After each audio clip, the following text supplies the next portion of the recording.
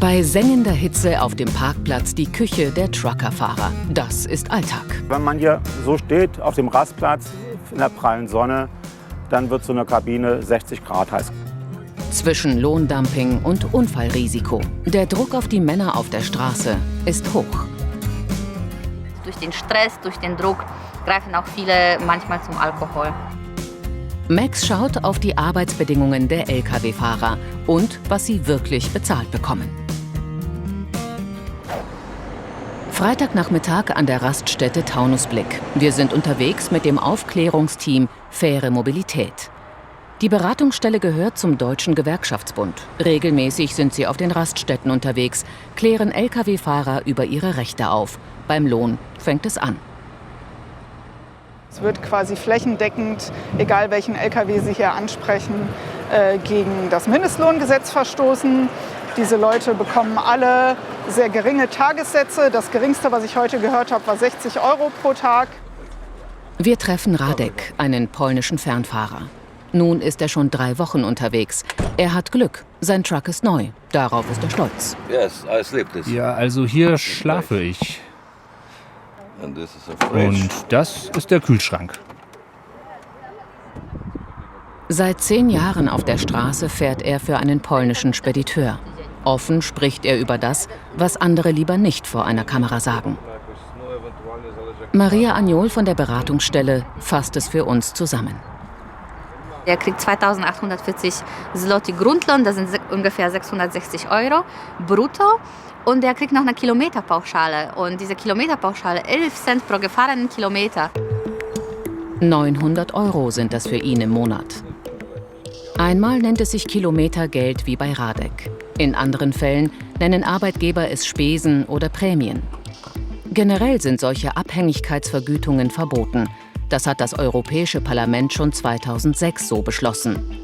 Weil, Zitat, diese Zahlungen geeignet sind, die Sicherheit im Straßenverkehr zu gefährden und/oder zu Verstößen gegen diese Verordnung verleiten.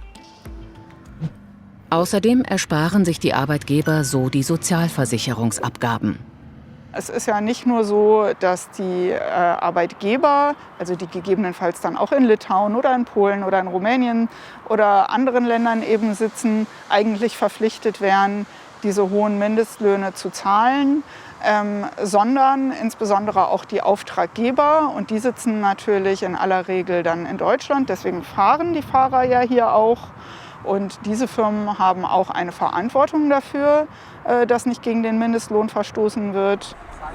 Dabei müssten Radek und seine Kollegen, sobald sie die deutsche Grenze passieren, nach gesetzlichem Mindestlohn in Deutschland bezahlt werden. Passiert meist nicht. Das Geschäftsmodell? Billige Arbeitskräfte aus dem Ausland und lukrative Aufträge aus dem Westen.